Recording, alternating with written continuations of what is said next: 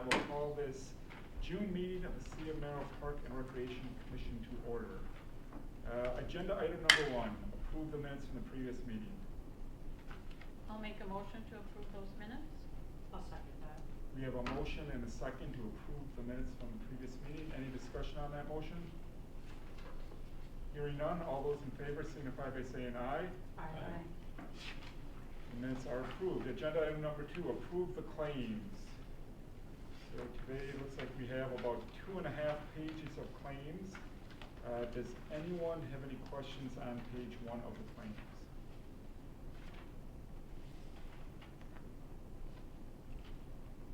Are there any questions on page 2 of the claims?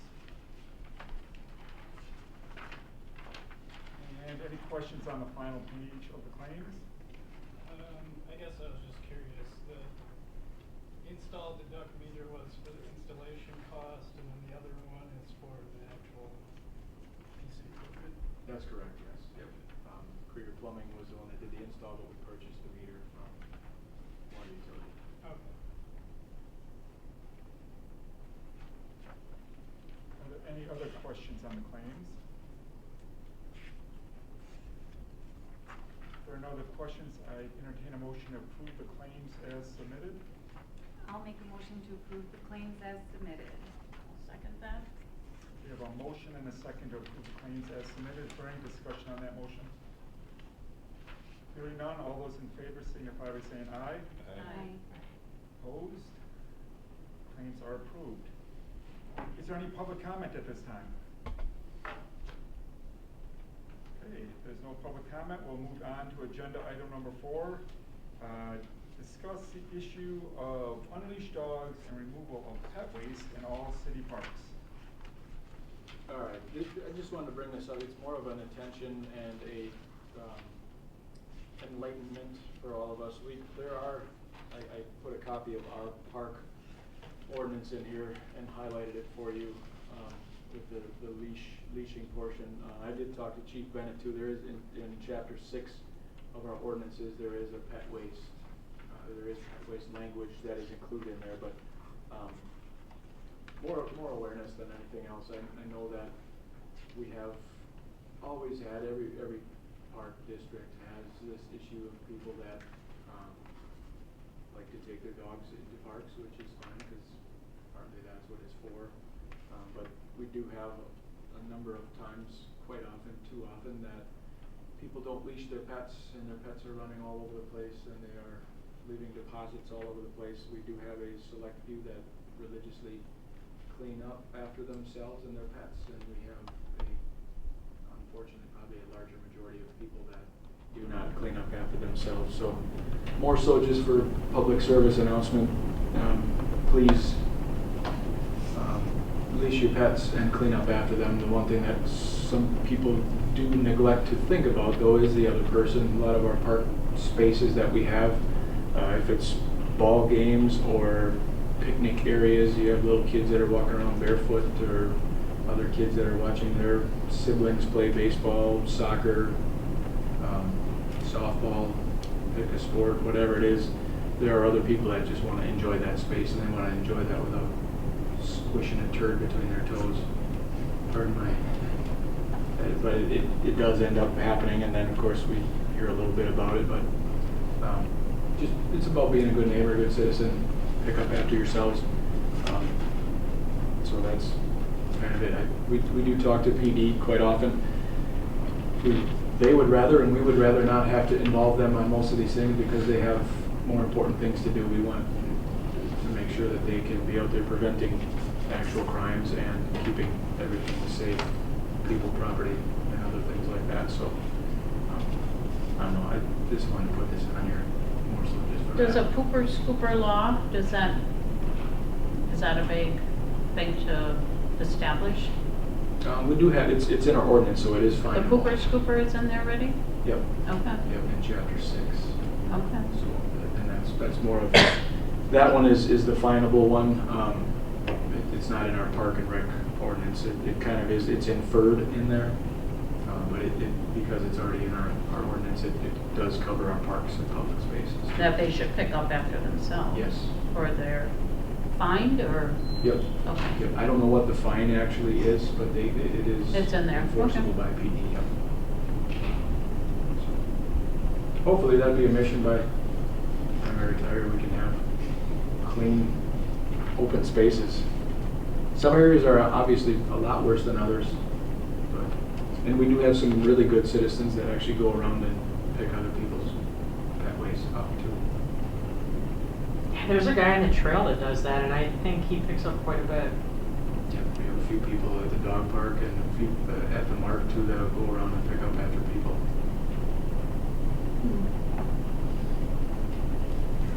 Do we have waste containers anywhere? Yeah, we do. Or like big, or? We have those doggy pole stations. We've had probably 6, 7 of them that have been donated by local businesses. We have a couple on, we have east end, central, and west end of the Riverbend Trail. We have them at the dog park. We have them at a few other key locations where people can just pull the little bag out of a dispenser, and then there's a little waste paper basket underneath it. So we do have some of those. Occasionally, probably more often than it should be, we do have, because they're nice convenient little bags, people empty them out and put them in their bag, purse, or backpack because they're handy if they go to other places. Get any ideas for anybody that's watching? We have that toilet paper and paper towel too. What one doesn't think of, the other one will. But we do our best to make sure that we have those places in the key areas that we do have problems. It's a hint, hint. Use this. So that was my just discussion. So you mentioned some areas are generally worse than others. Are there any parks in general that you had in mind there specifically that are? Mark is probably number 1, just because of the amount of people that we have walking out there and the dog park. In the winter time at the market, it is kind of comical because we do see quite a few people that would pull up, open a door, dog gets out, and start driving their car around, and the dog will chase their car, and then do his business, and then they open the door, the dog jumps back in. In the Just want to springtime. pick that up in the springtime in the yard. It's hidden in the snow, yeah. So we have it all over the pavement sometimes too, once we get to spring. Still have some people that do that. Ox is another pretty infamous spot. It's kind of off the beaten path. Riverside gets fairly well beaten. Prairie Trails is another one.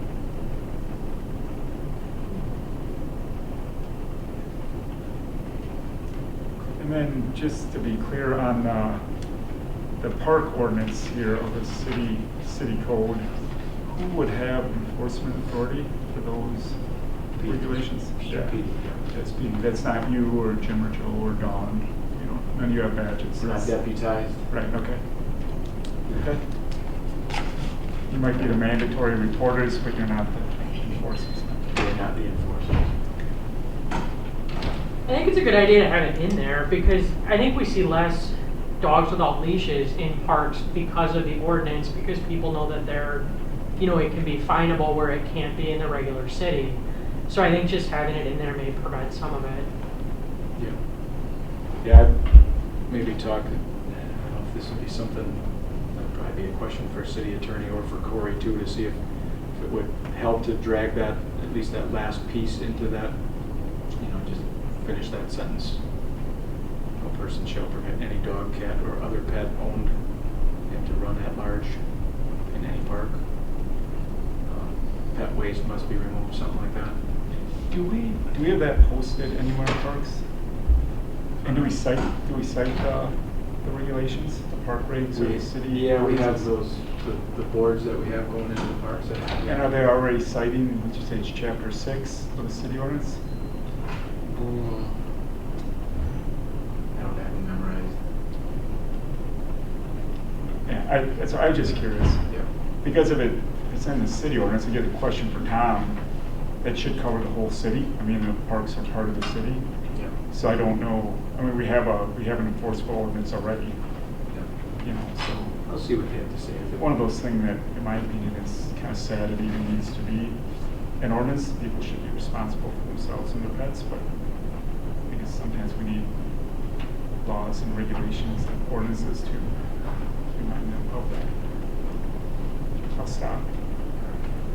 Mike Cooper's Cooper law says each person who owns or controls a dog must remove any feces left by that dog on any sidewalk, gutter, street, or other public area and dispose of it in a legal manner. That would be a cute little sign to make up.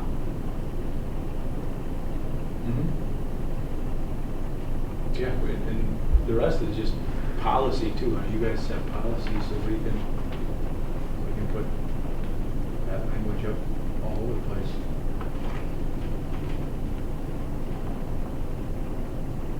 Yeah, send it along. That's it. Where? That's what? Where did you get that from? I just pulled it off the internet. Well, I didn't even ever hear about Cooper's Cooper law, but it's there, and it said it's so bad for the environment and for humans and for other pets because of all the worms and stuff that are in that. So that's what it said. The Cooper's Cooper law and gave all the different fines at all the other cities. Oh yeah, Yeah. no, we are not the only ones that have issues with Right. it. Dan, might you be able to discuss it with Tom and Corey and maybe July meeting, you know, to maybe have that other reference from our own city code, city ordinances? See what they think. Can do. I guess I'm just curious how often they patrol the parks, because if they're the only ones that can enforce it, it's hard to enforce it if you don't catch someone doing it. We're pretty fortunate because we do have a lot of police activity through our parks.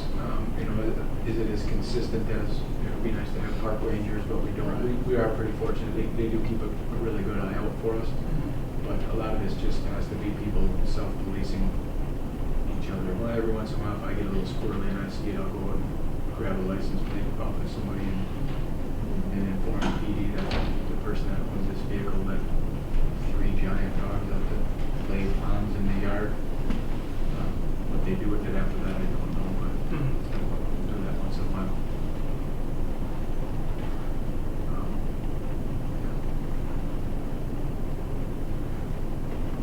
Any other questions for Dan? Does it help to put, I don't know, I hate to see a lot of signs up, but like, you know, maybe a smaller sign by each trailhead? Like the mark, you got what, 3-4 trailheads, you know, they come up. Would it pay to put? We Or is do it have, just kinda? yeah, there is a sign right by the one that goes out to the dog Dog park, park. and I've watched probably a couple, 200-300 people stand right by it while their dog's making a deposit. So, Send me I would between love there to tell and- you, yeah, but I think it's just public, it's gotta be a public education thing, and it takes citizens policing themselves, where if you get people that are, you know, courageous enough to say, hey, pick that up. You know, that the person that did it can respond to them respectfully enough to not be throwing hands by the time they're done talking. The way that people interact with one another, I guess, today.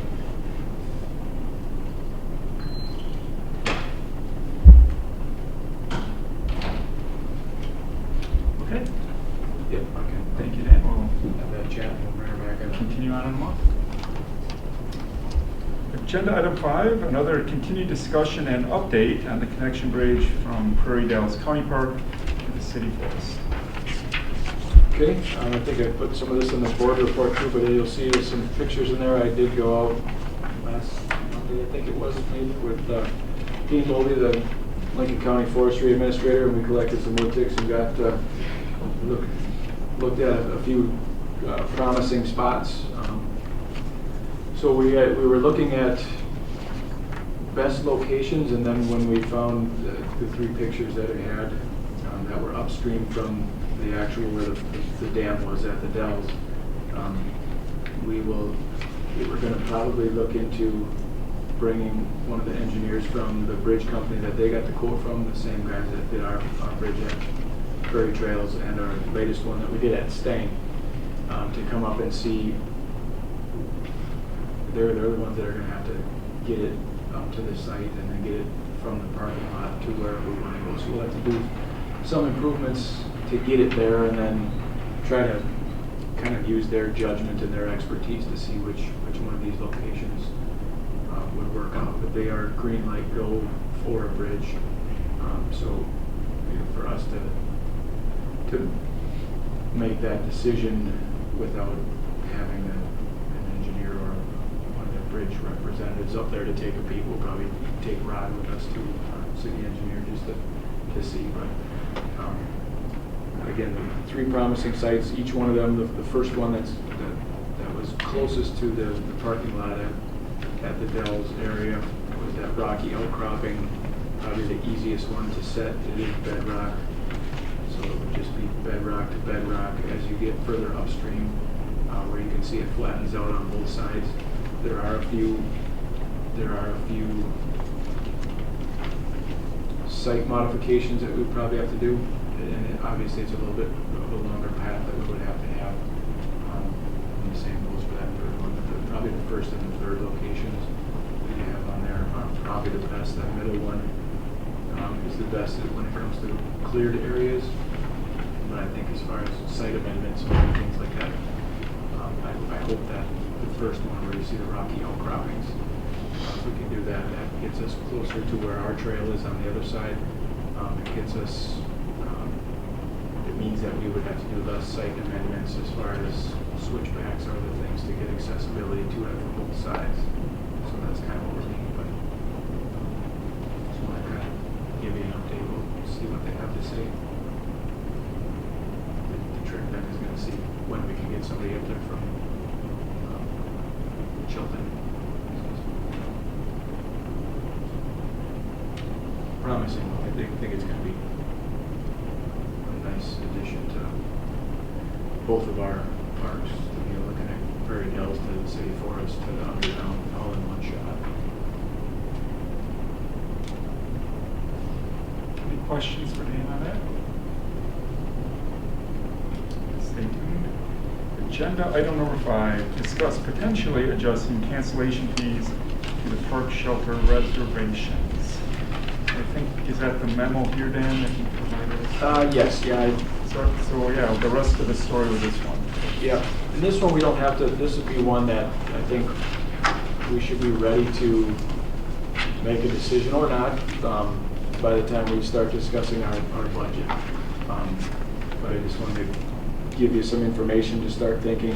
One of the things that Dawn and I were discussing here a week or so ago, we have noticed a few more cancellations. We used to go seasons with getting 1 or 2 maybe, and it was some kind of extenuating circumstance. But one of the things that we really didn't think all that much about, because we've never had it before with the online system, is people booking things, booking parks or shelters just to book them so they can hold them, and then they're not sure if they want to have them, but at least they have them. So we think we have had a few more of those. So started kind of looking into what some other communities do. It hasn't. We're pretty fortunate because it really hasn't hurt us that bad, but we've had with a few additional ones this year. There are times where we keep $5 and give them their deposit back without the correct language. We don't want it.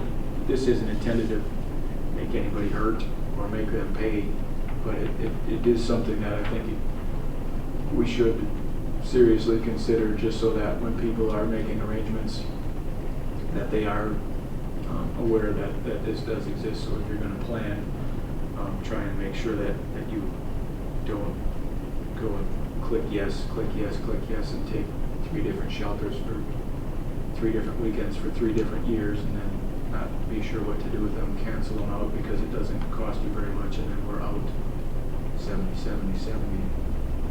and 70. So again, it's just something that I think this has been in here since before I was around. This has always been the language that's there. I don't know if it's 30 plus years old, but we're the only ones that have a stipulation in there that is that light. So there's a few in here that I do like. Some of the ones that have that 14-day, I think that's fairly realistic, and anything at or around that 50% mark. And then if you get inside of 14 days, to forfeit or you could do 14 and 7. This is just meant for brainstorming. But I think that for us, cancel your reservation up to 30 days prior and receive a deposit back with a cancellation fee of $5 is pretty relaxed. There's some that have, they're pretty easy to find, but there's some that have a tremendous amount of language that an interpreter to understand. Or if you have this and they have time slots and percentages, and I think if we just go with a fee or a 50%, something that's easy to understand, easy to enforce, and easy to explain, that the last part would be the most important on our part, is easy to explain. So anybody have any thoughts or questions?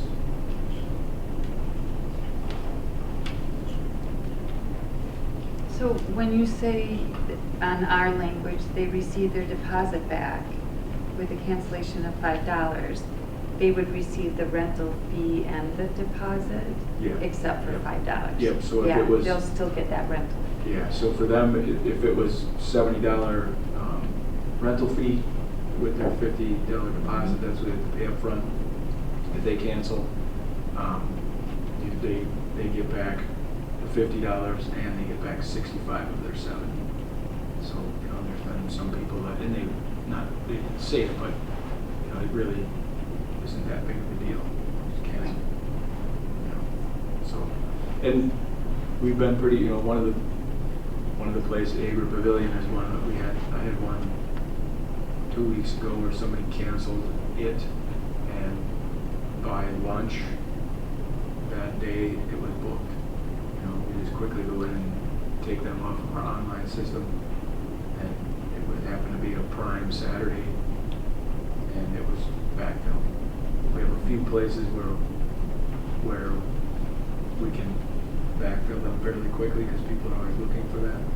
But we also have a few other locations where, if people were to back out of it, that there's always a certain few graduation weekends and other things like that where they fill up pretty quick, and then there's some time slots that are still available. So if they were in those instances, we might have 5, 6, 7, 8 people looking for the same set of 1 or 2 weekends, and if those don't exist, they're going to go elsewhere or try to book it in the park. So if they back out of those, we get $5.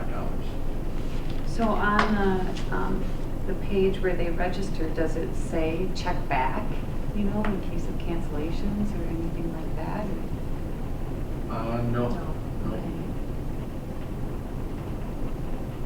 But I think people keep a pretty decent eye on it, because like I said, these Egler for sure, Kitchenette, and this thing, we have had backfills already on some of those cancellations. I guess just from the list of these, I think Verona is a pretty decent option. The 30 or more is a full refund, 14 to 29 is 50%, and then inside 14 is no refund. Yeah, I like that escalating clause too, that gives you. And maybe you combine it with the River Falls and have it be 14 is no refund contingent upon if it's not reserved by someone else. I put that one in there because that one's unique, and I'm not sure, I like the sentiment of that, but then you have to, It's a little more complicated. yeah, you have to check back, but it does give you the incentive, or those people the incentive of being able to, they can backfill their own. Right. Tell somebody that it's available.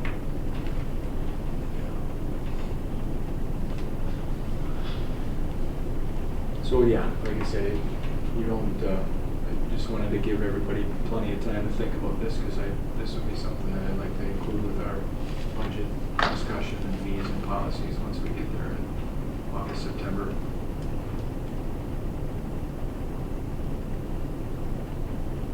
Okay, thank you, Dave. Agenda item number 7. If you would please update us on the Bierman Family Aquatic Center repairs. Cool.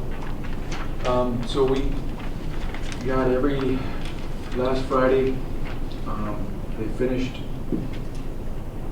makes me nervous to say this, 2, 3, the last leak that they found. So they found the one that we had suspected. Luckily, when they drilled down, they were almost right over the top of it, so they fixed that one. We pressurized the entire system, which would be all the pipes that lead into and back out of the pool, closed them off, ran pressure, water pressure, and air pressure. It built a little bit, up to and slightly less than 5%, and then it would bleed off, couldn't get it to hold. So we do that again, and then they had their geophones, which you can listen, it's sounding through the concrete, and then we borrowed the ones from the water utility, and then we borrowed their expert ears to help try and make sure that we were all looking and listening at the same thing, and then identified another one on the exact opposite side of the deep well, which would be in the southeast corner. So they drilled down into, so the first one was a 90 that was blown out. The 90, it's Schedule 80 pipe, 3 inches, that was completely blown out. So that explains a lot of it. The other one, when they drilled down through, they found that a T in there was broken off as well. It was blown out. It looked like it was freeze from hydraulics being frozen. So they fixed that one. We repressurized it, and it built pressure, got to 15-ish, between 15 and 20, but it wouldn't hold. So this is kind of depressing because you get excited to fix one thing and think that we're heading in the right direction. Wouldn't hold, couldn't figure it out. And then we found that one of the valves down in the mechanical room, in a pump pit, was bleeding off, so we replaced that. There was a flange in there. Part of that could have been due to the fact that we were trying to pressurize the system, pressurize it. So once that was fixed, that's a pretty quick, easy fix. Last Friday, right away when they got to the pool, they being Badger, kicked the pressure on, set it at 20, pulled everything off, and it sat at 20% for the rest of the morning, which is fantastic news. So the only thing they had to do was finish plastering the holes that they finished, finish the construction joints, and then they came back because one of the holes that they had drilled out they couldn't plaster until this past Monday morning. So they did that, and our wonderful crew started cleaning. We were cleared to let some water go over the top of the work that they did on the construction seams. Finished that up just in time to, at 12:15 today, started filling the pool up with water. So we'll see how long it takes. I guess we thought we knew how long it took, but as it turns out, the last couple of years probably taking us longer than what it should because we were donating water to the pond. So we will let it run full blast, check on it a few times here tonight, let it run overnight, and hopefully into the day tomorrow we'll start doing some chemical additions. C-Clear is a product that we do that knocks the metals out of the water so that it's clear, and then those metals get caught by our filters so that once we are ready to heat and treat, that it's not attracted to the metals. So it looks like Friday we will probably have Badger Pool here to do our full startup where they pump all of our motors and our pumps and other things like that, and we can start balancing. If all goes well, we're gonna open on Tuesday next week, the 13th. So hopefully now that this is done, hopefully this is the last time we have to do it.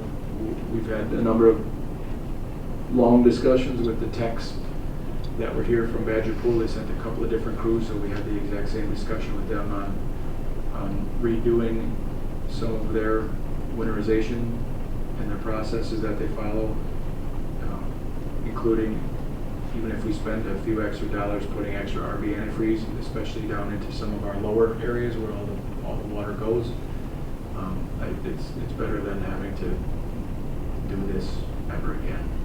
So hopefully we can live and learn from this, and look forward to having an aquatic center season with a closed system. It's easier on our guys, it's easier on our balancing, it's easier on our heater, it's easier on our chemicals, it's easier on our feeders, filters, staff, opening. So I'm excited. All right, thank you for that very good news. Any questions? Tuesday, you thinking? Yeah. What time? Noon. Yep. All right, sounds good. Monthly reports. As always, Dan, thank you for this well-written and informative report. Does anyone have any questions for Dan on the report? I guess, how is the trail building out at the city forest course going? Going good. I was gonna run out there, this morning and meet with him, but I didn't get a chance, so I talked to him on the phone, but, through the Summit property, he's making good progress. We did rent that for a month, so he's got a good opportunity to get a good head start, on things, so, it's going good. Mosquitoes.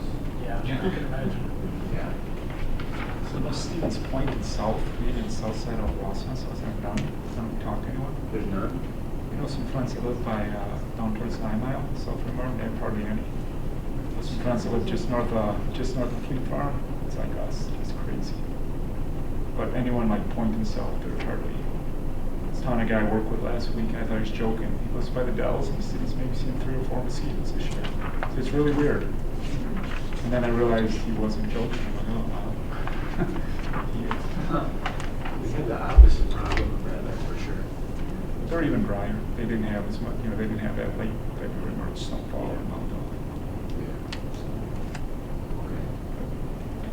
Yeah. It's Cyclone, go south for the weekends, go camping Yeah. down by Wapaka or something. Donated a couple gallons of blood, I think. So yeah, no, we're, summer playground kicked off this week. And I guess with the pool starting up next week, maybe it is okay that we have a staggered start to some things, because it does get a little bit wild and crazy for us. We're used to it and enjoy it, but not that we wouldn't want to do it this way. Summer playground is off to a good start. We've had a few of the usual issues. We have some parents sending kids there that aren't feeling well and other things, but have to send a few home for some language and other things like that. But it's a learning process. We have a fair amount that are new to the program, but as long as we stay vigilant on it, the idea is to try and make it so that everybody can enjoy themselves and not be a distraction, and our staff enjoys it, and the rest of the kids have a good, solid experience, so we can keep backfilling it. A lot of our other stuff begins next week. Leagues going well. Obviously, with it being dry, we've had very few issues with having to cancel games or anything like that. So mowing has slowed down, which has allowed us to do a few other things that we normally wouldn't really be doing at this time of year yet. Our baseball tournament's coming up this weekend too, so if anybody's looking for something to do, we have Lions and Aquatic. Rodeo, June Dairy Breakfast. Today we had a giant wedding at the Smith Center. They're still there as we speak, so been good and busy. Looking forward to the summertime. A lot of things going on. Good time of year though. Any other questions for Dan on his report? I have a question, not in your report, but did the county give us potential money to maybe make a campground out of the ARPA money? No. It's been kicked around. I had a county board member, aka your dad. I talked with him a couple of different times. I think it was his idea to see if there was something somewhere. So he and I talked about a couple of different properties, and I talked with Rod a little bit about that too. But I don't know. I think what he was looking at was there isn't money earmarked earmarked, but there's still money that's left over that could potentially be captured. Yeah, I think they want people to submit ideas. Yeah. And I think he wanted an idea on a place along the river that we own. Yep, it's over, well, in the 6th ward, but it would be just downstream where that last old railroad bridge goes in by the Agra property. The city, it's city property, it's not park property, but it's 17 acres over there, so just on the end of Jackson, I think that's Jackson Street. Yeah. So that'd be pretty cool. That'd be nicer camping than the fairgrounds. Yeah, there's promise there. I know that I've been on it a couple of times. Of the 17 acres, I would have to. Yeah, a lot of it's floodplain. The bottom part is, yeah, where Devil's Creek comes in. So maybe 7, 8, 9 acres of it would be, but you can still, you know, if it's organized the right way, it could have a fair amount of potential there. Right? You have the boat landing at Potts Park if people did want to. The boat, people use the boat up and down that stretch. You just have to be careful what you do. I wouldn't put a 300 horse, $75,000 boat in there, but it's perfect for john boats, canoes, kayaks, smaller fishing boats. That could take you all the way up to council grounds. So that's why, after I talked with your father, I talked with Rod a little bit. I know he's like road construction and stuff, but I had that discussion. It's a little outside of our purview, Okay. Parks and Rec, but I told him that I would help him, you know, try to get this somewhere. Yeah, that just seems like a good idea to bring in tax dollars and sales tax and, Visitors. yeah. Okay, thank you. Yeah. Anything else? Okay. Set a date for the next meeting. I believe the 4th of July is on a Tuesday. It is. Do we want to meet on the 5th, or should we push it back a week? We could either, you want to do that or skip it and go to August. We have skipped the July one in the past, but you don't have to. I think that would be fine unless something comes up, and then we have to call the chair. But we would plan on the first Wednesday in August, whatever day that might be. Wednesday, August 2nd, 4:15 p.m. City Hall. And maybe at that meeting we'd talk about the idea of going on a field trip. The September meeting, park tour, field trip. The bus. Magic bus, they'll let you drive it yet. So, we have occasionally in the past had a mobile park and rec commission meeting where we. Wow. Well, this is the best board ever, I guess. Yeah, we don't like to let that news get out, Yeah. but sometimes we do go on field trips and Good. get out and see certain park sites. And Dan kind of often has some things he wants us to know about and see. So hopefully the mosquitoes will be gone by then, but something like that. But we'll talk more about it in August. So Tuesday, August 2nd, you said. Is that August 2nd? Wednesday, that's right. Wednesday, August 2nd, 4:15 p.m. City Hall, Council Chambers. Is there any public comment at this time? Yes. So Dan will give you the microphone. You may use the podium at your discretion or not. If you just give us your name and address. My name is Hallie Saval, N2934, Highway 107. I want to go back to the dog waste. Yes. There are some parks that don't have the dog buckets, and I'm just wondering if we could get sponsorships to include those other parks, because I know Riverside doesn't have one, Potts doesn't have one, and I do know that they let their dogs run loose, but maybe if we give them a little more incentive, that they would maybe pick it up.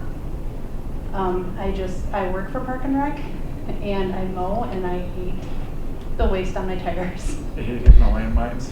Yeah. It smells, it's awful, it gets everywhere, and if we can give a little bit more incentive or a thought to that, it might decrease 1 or 2 scoops, maybe? I don't know, I know they get used on Riverbend Trail quite a bit, I know sometimes they don't, but if we have them there, maybe they'll see it. It's just a thought I had. Thank you. Is there any other public comment at this time? All right. I would then entertain a motion to adjourn. I'll make a motion to adjourn. Second. We have a motion and a second to adjourn. All those in favor? Aye. Right. Opposed? We are adjourned. Thank you very much, everyone.